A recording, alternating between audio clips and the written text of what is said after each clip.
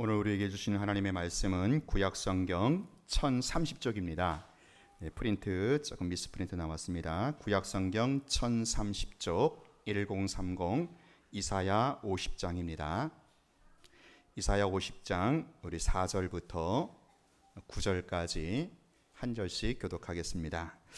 주 여호와께서 학자들의 혀를 내게 주사 나로 곤고한 자를 말로 어떻게 도와줄 줄을 알게 하시고 아침마다 깨우치시되 나의 귀를 깨우치사 학자들같이 알아듣게 하시도다.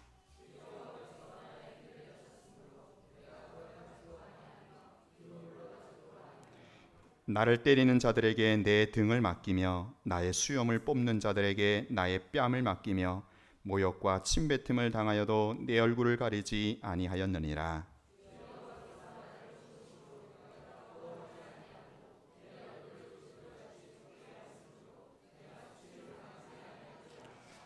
나를 의롭다 하시는 이가 가까이 계시니 나와 다툴 자가 누구냐? 나와 함께 설지어다. 나의 대적이 누구냐? 내게 가까이 나올지어다. 보라, 주 여호와께서 나를 도우시리니 나를 정죄할 자 누구냐? 보라, 그들은 다 옷과 같이 헤어지며 좀이 그들을 먹으리라. 아멘. 좀 전에 불렀던 찬송가 458장은요 제가 애송하는 찬송입니다. 목회를 하다 보면 힘들고 괴로울 때가 종종 있습니다. 그때마다 저는 이 찬송을 부르면서 용기와 위로를 다시 얻곤 합니다. 너의 마음에 슬픔이 가득 찰 때 주가 위로해 주시리라. 아침에 같이 빛나는 마음으로 너 십자가 지고 가라. 여러분은 정말로 기쁜 마음으로 십자가를 지고 가십니까? 사복음서에 따르면 예수님을 믿는 사람이란 곧 예수님을 따르는 사람인데, 예수님을 따른다라는 말은 예수님처럼 자기 십자가를 지고 가는 그러한 삶을 가리킵니다. 누가복음 9장 23절에서도 아무든지 나를 따라오려거든 자기를 부인하고 날마다 제 십자가를 지고 나를 따를 것이니라. 예수를 믿는 사람이라면 누구든지 제 몫의 태인 십자가가 있다라는 것입니다.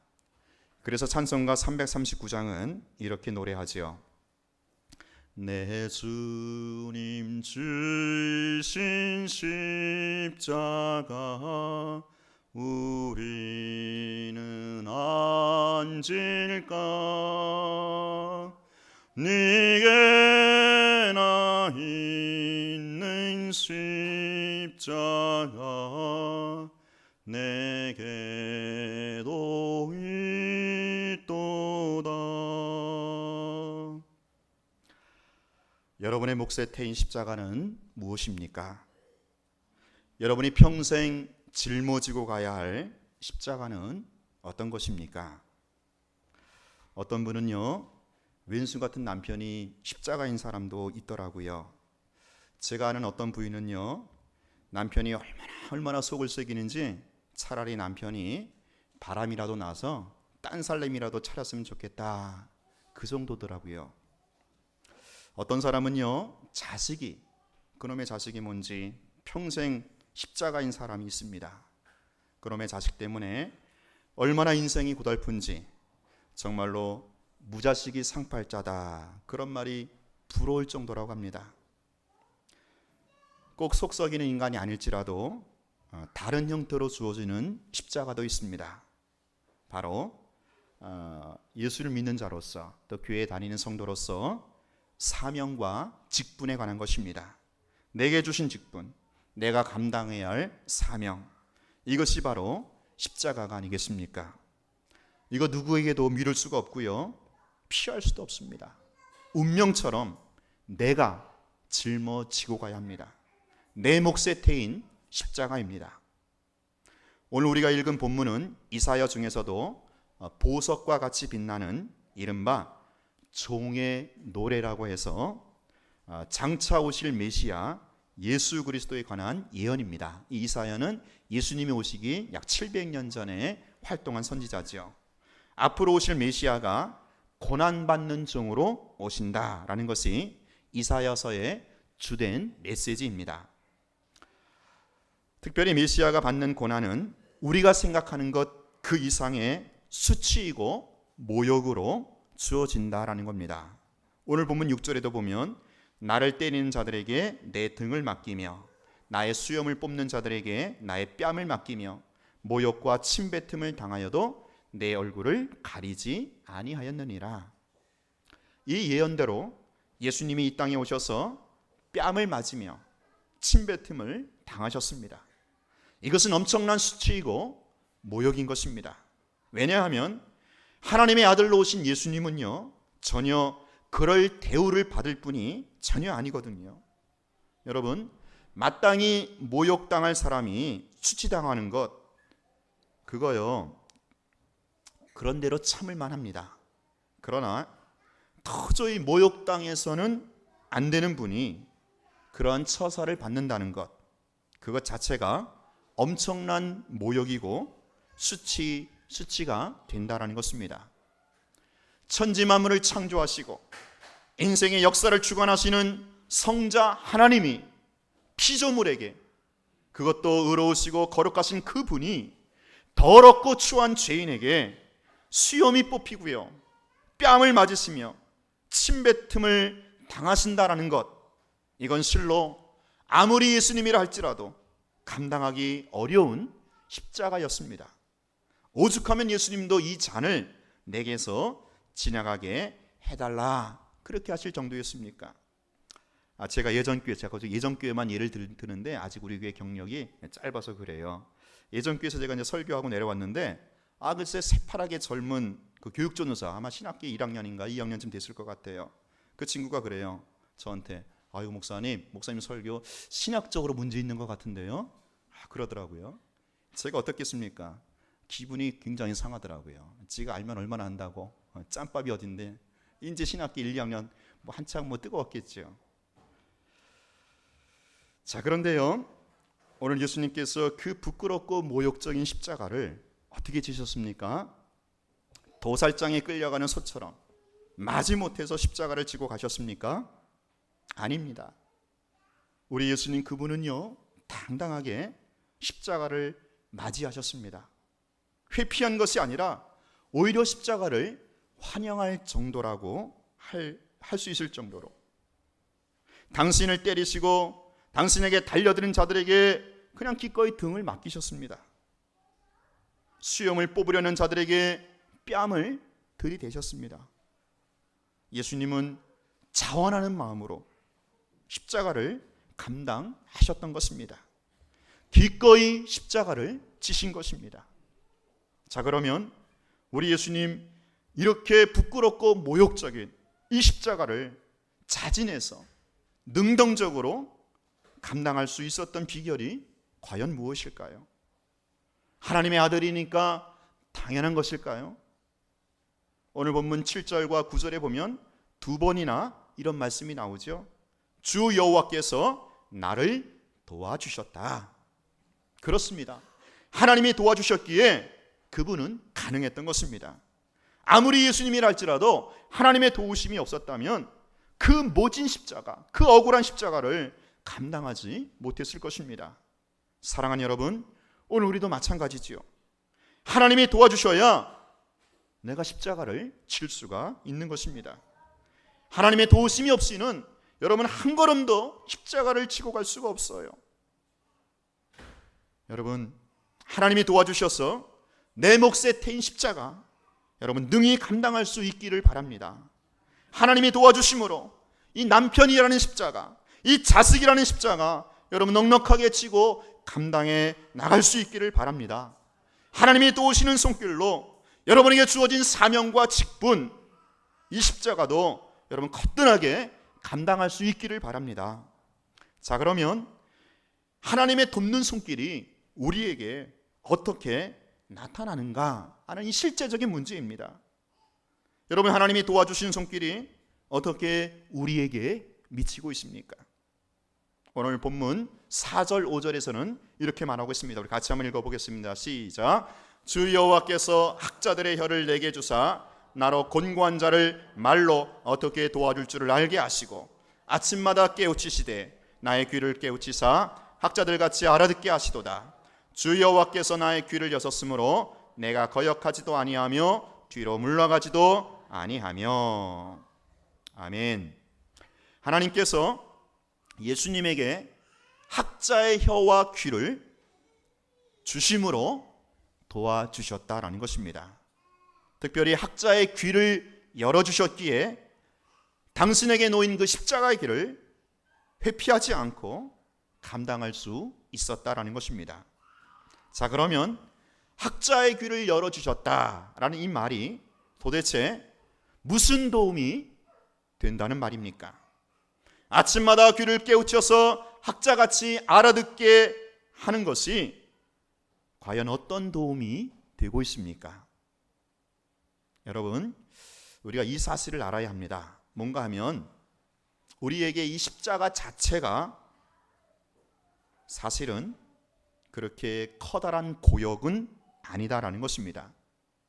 우리에게 정말로 고역이 있다면 그 십자가를 왜 내가 져야 되는지, 내 몫에 태인 십자가가 도대체 무슨 의미를 하는 것인지 이거 도대체 모를 때 바로 그것이 견디기 힘든 고역이고 나에게 감당하기 어려운 십자가가 된다라는 것입니다. 내가 왜 이런 인간을 만나서 고생을 해야 되는지, 내가 왜 이런 인간을 악연처럼 만나서 부딪혀야 되는지 그걸 모를 때 답답한 거예요.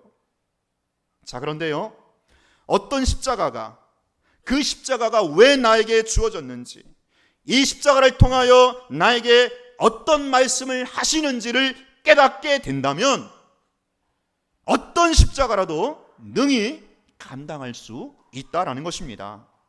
그래서 하나님은 우리에게 학자의 귀를 열어주셔서 바로 이 부분을 터치해 주신다라는 것입니다. 깨우쳐 주신다라는 것입니다. 지긋지긋한 남편, 왼수 같은 자식을 왜 내가 짊어지고 가야 되는지, 이 십자가를 지고 가면서 과연 어떤 의미와 목적이 있는지를 학자의 귀를 열어주셔서 나에게 말씀해 주신다라는 것입니다. 나에게 주신 그 십자가의 의미를 깨우치게 해 주신다라는 것입니다. 바로 이것이 하나님이 우리를 도와주시는 방식이다라는 것입니다. 사랑하는 여러분, 하나님은요, 우리에게 십자가 자체를 없애주지는 않습니다. 우리의 바람과 우리의 기대는 이 지긋지긋하고 힘겨운 십자가를 좀 치워줬으면 좋겠는데 하나님 그렇게 도와주시지 않더라고요. 대신 어쩔 수 없이 짊어지고 가야 할 이 십자가, 내가 왜 지고 가야만 되는지, 이 십자가가 나에게, 우리 가정에게 과연 어떤 의미가 있는지를 깨우쳐 주시고 말씀해 주시고 터치해 주심으로 오늘 우리를 도와주신다라는 것입니다. 여러분, 우리에게 주신 직분과 사명도 마찬가지입니다. 왜 나에게 이런 직분을, 왜 나에게 이런 사명을 교회를 통하여 주셨는지 그건 모른다면 그것만큼 힘겹고 고통스러운 십자가도 없습니다. 그런데요, 나에게 왜 이런 직분을 주셨는지, 나에게 왜 이런 사명을 주셨는지 이걸 통하여 하나님이 원하시는 바를 깨닫게 된다면 우리는 즐거운 마음으로 십자가를 질 수가 있다라는 겁니다. 오늘 이 자리에도 우리 구역장님과 교사들 계실 거예요. 저는 개인적으로 우리 구역장님 교사들을 저의 동역자로 여기고 있습니다. 얼마나 귀한 일을 감당하고 있는지 몰라요. 그야말로 참 힘겨운 직분이잖아요. 3D 직업이라고 하지 않습니까? 구역장 교사. 그런데요, 이 구역장 교사가 어떻습니까?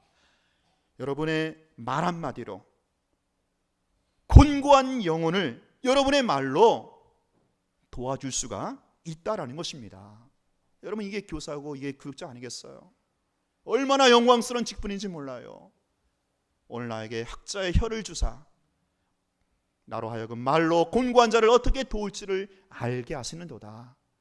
내게 주신 이 직분, 이 구역장 교사라는 직분, 이 새가족이라는 직분 참 힘들지만 여러분들의 그 표정을 통해서, 말 한마디를 통해서 곤고한 자가 살아날 수 있다거든요. 있다는 겁니다. 곤고한 영혼이 여러분의 말 한마디, 섬김을 통해서, 사랑의 언어를 통해서 위로받고 격려하고 다시 한번 믿음을 추스릴 수 있다라는 겁니다. 여러분, 그거 생각하면 우리가 이 십자가 감당할 수 있잖아요. 이 십자가 능히 감당할 수 있지 않습니까? 여러분, 이 목사의 직분이라는 것, 목사의 사명이라는 것 참 공부할 때가 있어요. 힘들 때가 있어요. 그때마다 이 부족한 종의 입술을 통해서, 선포되는 설교를 통하여, 부족한 종의 혀를 통하여 곤고한 자를 도와줄 수 있다, 격려하고 위로해 줄 수 있다라는 이 사명의식이 오늘 저로 하여금 다시 한번 강단에 서게 한다라는 것입니다. 제가 고통이나 어려움 중에 있는 성도들과 상담이나 신방을 할 때 꼭 드리는 말씀이 있어요. 그것은요, 집사님, 성도님, 이 고통과 어려움 중에 하나님 반드시 집사님에게, 성도님에게 하고 싶은 말씀이 있다라는 겁니다. 이 십자가라는 이 채널을 통해서 우리 여러분에게 말씀하고 싶은 바가 반드시 있다라는 거예요. 여러분, 나에게 어떤 악연이 주어졌을지라도 그 만남을 통해서 나에게 주시는 말씀이 있다니까요. 제가 예전에 부목사로 있을 때 아주 지긋지긋한 십자가가 있어요. 왜 그런 왼수 같은 인간 나에게 거머리같이 붙여주셨는지, 얼마나 힘들고 얼마나 고통스러웠는지 몰라요. 그래서 그 인간이 교회를 떠나든 내가 교회를 떠나든 그랬으면 좋겠어요. 자, 그런데요, 하나님이 여전히 그 인간을 저에게 바로 옆에 붙여 놓으시더라고요. 그러면서 깨우쳐 주시더라고요. 그 인간이 왜 나에게 필요했는지, 그런 사람이 왜 내 곁에 있어야 했는지를 깨우쳐 주시더라고요. 그 인간을 통해서 나를 보게 하시더라고요. 뭔가, 그렇죠? 나에게 다듬고 연단하고 부분이 있다라는 겁니다. 그 사실을 깨닫게 되니까 그래, 그 인간을 감당할 수가 있게 되더라고요. 물론 그 사람을 볼 때마다 여전히 숨이 막히고 심장이 뛰는 것, 여전히 버겁고 힘겹기는 마찬가지입니다. 그러나 하나님께서 깨우쳐 주시고 말씀해 주시는 바가 있기 때문에 그래도 이를 악물고 감당하게 되더라라는 것입니다. 여러분, 그렇습니다. 십자가를 지고 가는 것, 우리에게 하나님이 이 도와주시는 방식을 우리가 제대로 파악을 해야 합니다. 하나님이 어떻게 나로 하여금 십자가를 지게 하시는지, 내가 지고 갈 그 십자가 자체를 바꾸어 주지는 않습니다. 십자가는 여전히 내 앞에 놓여 있습니다. 피할 수가 없어요. 내 운명처럼 지고 가야만 합니다.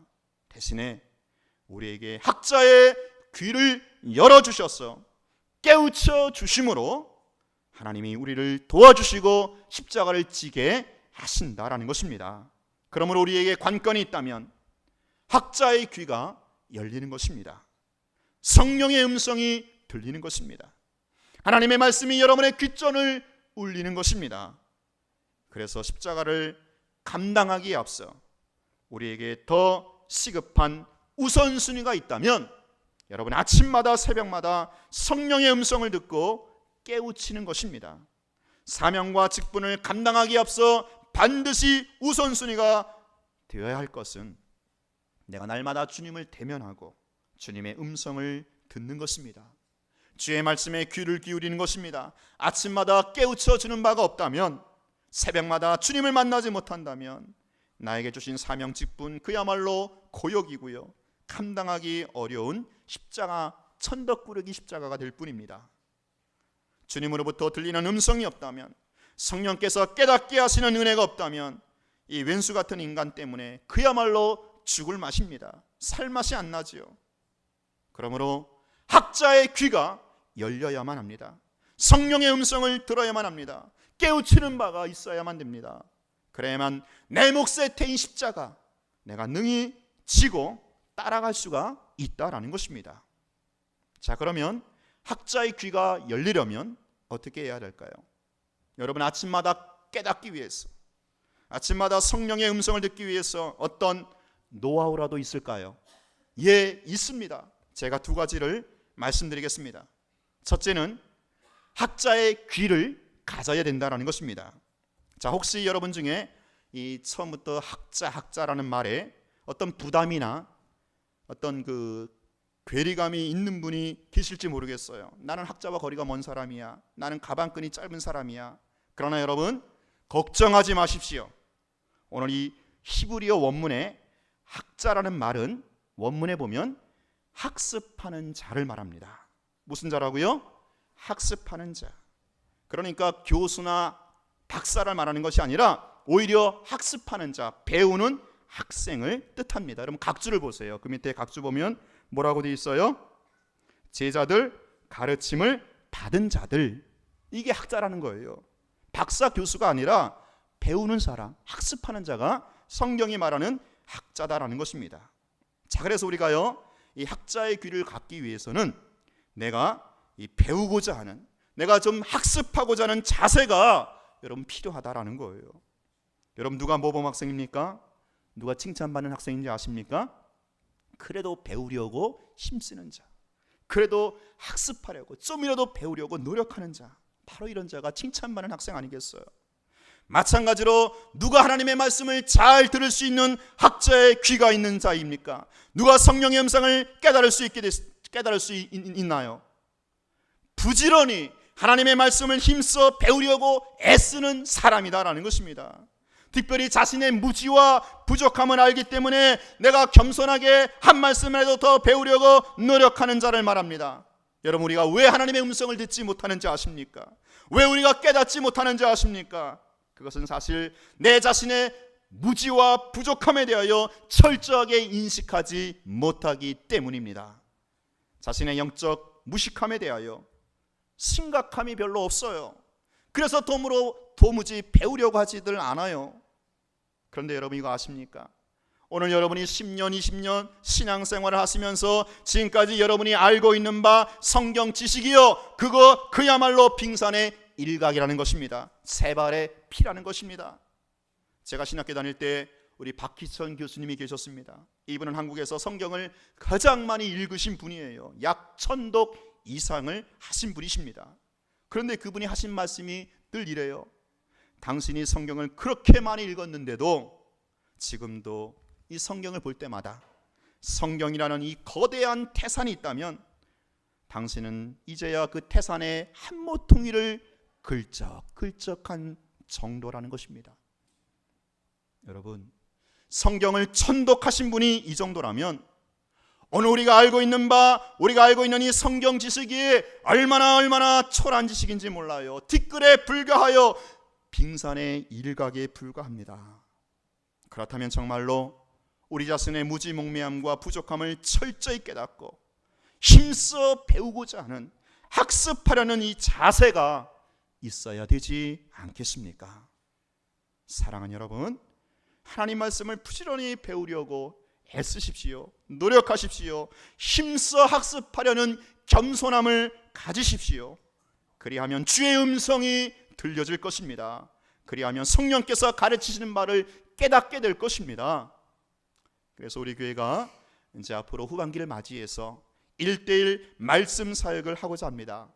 저는 우리 교회 부임하면서 비전이 있습니다. 우리 교회는 모름지기 말씀으로 세워지는 교회, 말씀의 반석 위에 든든히 세워지는 교회, 그래서 성경을 깊이 있게 가르치는 교회, 이런 교회를 늘 꿈꾸고 시작하고 있습니다. 그런데 늘 저의 마음 한쪽 구석에 이게 설교로는 늘 부족하다라는 거예요. 여러분, 제가 그래도 나름 설교 잘하잖아요. 그렇죠? 네.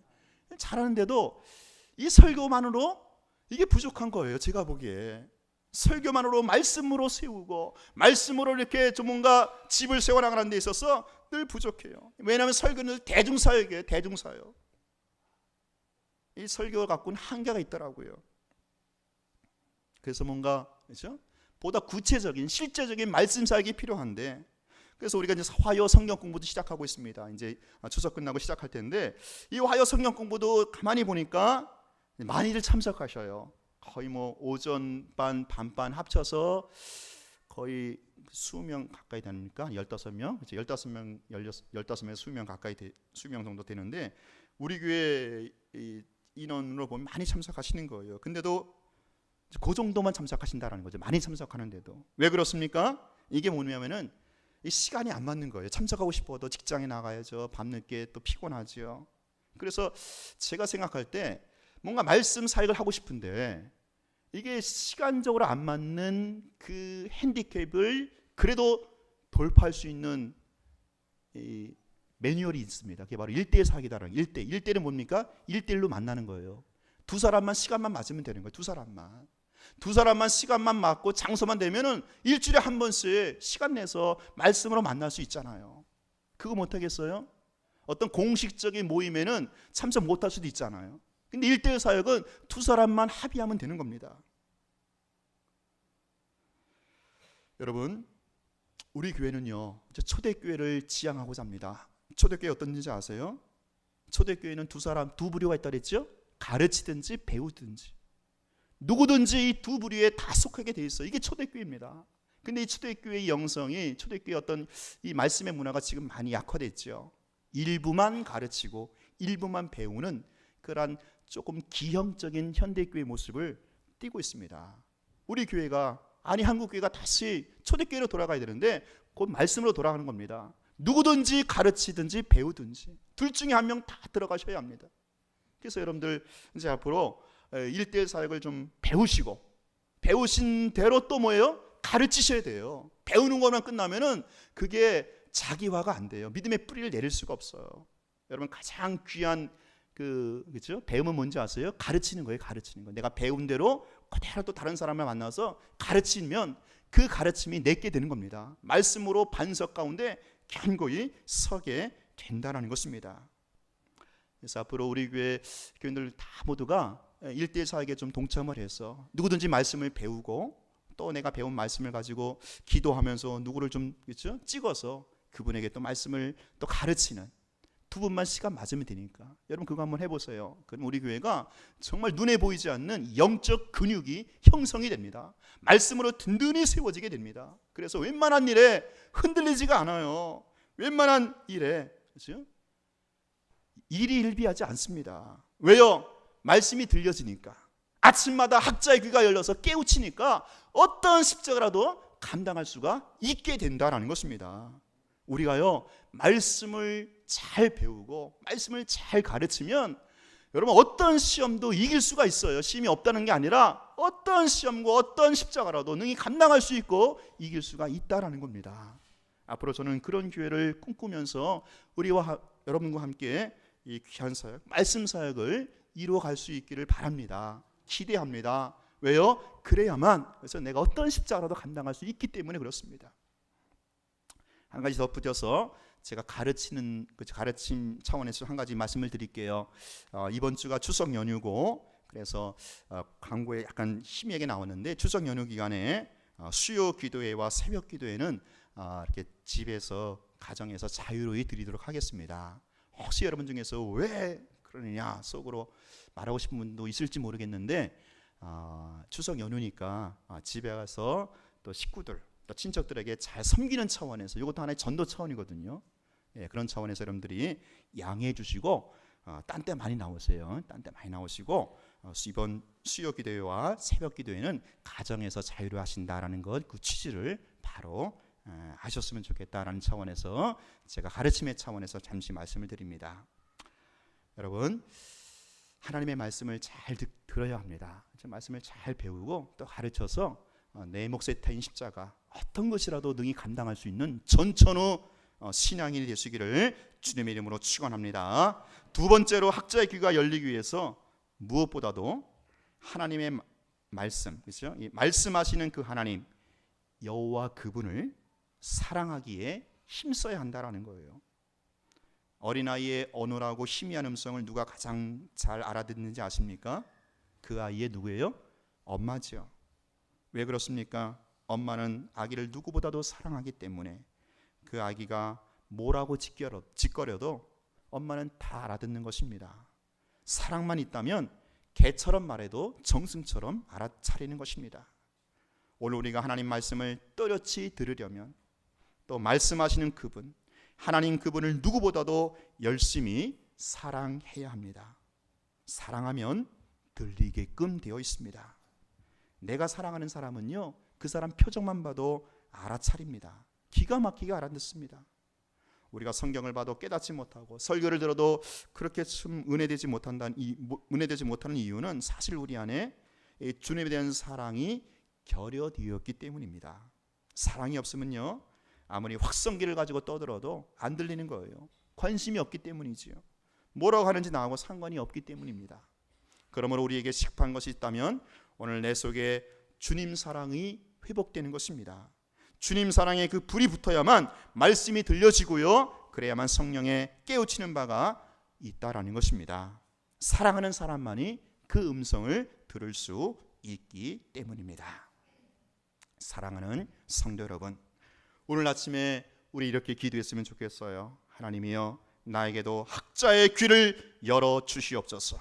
아침마다 나의 귀를 깨우치사 학자같이 알아듣게 하여 주시옵소서.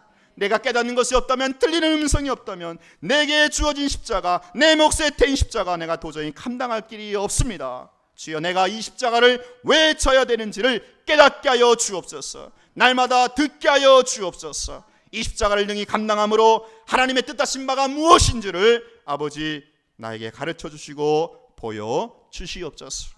여러분, 같이 한번 기도합시다. 여러분, 운명처럼 지고 가야만 하는 십자가는 무엇입니까? 다른 사람이 대신 져줄 수도 없고 그렇다고 도망갈 수도 없는 내 몫에 태인 십자가는 무엇입니까?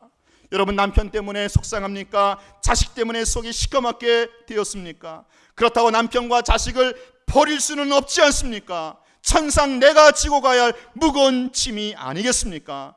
기왕에 지고 가야 할 십자가라면 즐거운 마음으로 우리 주님처럼 찬송가 458장처럼 넉넉하게 감당할 수 있게 되기를 바랍니다. 여러분에게 학자의 귀가 열려지기를 바랍니다. 이 시간 이렇게 기도하십시오. 주여, 나에게도 학자의 귀를 열어주사 내 몫에 태인 십자가 왜 감당해야 되는지, 이 십자가를 통하여 주님이 뜻하시는 바 목적과 의미를 분명히 듣게 하여 주시고 깨닫게 하여 주시옵소서. 하나님, 우리에게 앞으로 말씀 사역을 본격적으로 펼치고자 합니다. 겸손함으로 말씀을 배우고 가르치는 이 1:1 사역이 하나님이여 성령의 은혜로 시작되게 하여 주시옵소서. 우리 다 같이 주여 한번 외쳐 부르고 합심하여 기도하겠습니다. 주여! 하나님 아버지, 그렇습니다. 하나님 아버지, 그렇습니다. 아버지여, 내 몫에 태인 십자가 있습니다. 누구에게 미룰 수도 없고 아버지 회피할 수도 없는 내 몫에 태인 십자가, 우리 가정에게, 우리 교회에게 아버지 주어진 십자가가 있습니다. 이 십자가 능히 감당할 수 있길 원합니다. 즐거운 마음으로 기쁜 마음으로 감당할 수 있길 원합니다. 주여, 우리에게 학자의 귀를 열어주시옵소서. 주여, 깨닫게 하여 주옵소서. 아침마다 우리의 고단한 귀를 열어주셔서 하나님 주의 말씀을 듣게 하시고 주의 음성을 깨닫게 하여 주시옵소서. 주여, 그래 우리의 기쁜 마음으로 즐거운 마음으로 십자가를 감당해 낼 수 있는 우리 교회 모든 성도들 되게 하여 주옵소서. 앞으로 말씀 사역에 출력하고자 합니다. 1:1 사역을 통하여 아버지의 말씀을 통하여 아버지의 말씀에 근육이 생기게 하여 주시고 아버지의 만한 일에 일을 비하지 않게 하시고 시험 들지 않게 하시고 아버지의 말씀을 통하여 주의 뜻을 분별하며 하나님이 어떤 시련을 능히 감당하며 십자가를 지고 가는 저희를 될 수 있게 하여 주시옵소서. 아버지, 주여 아버지, 하나님 아버지, 내 몫에 태인 십자가가 있습니다.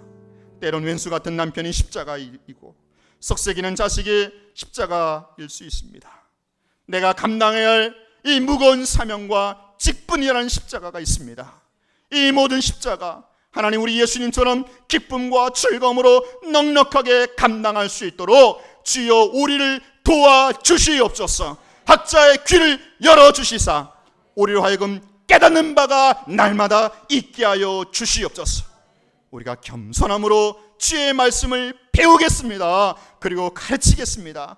주님을 사랑함으로 주님께만 집중하겠습니다. 우리에게 성령의 음성을 밝히 들려 주시옵소서. 예수님 이름으로 기도하옵나이다.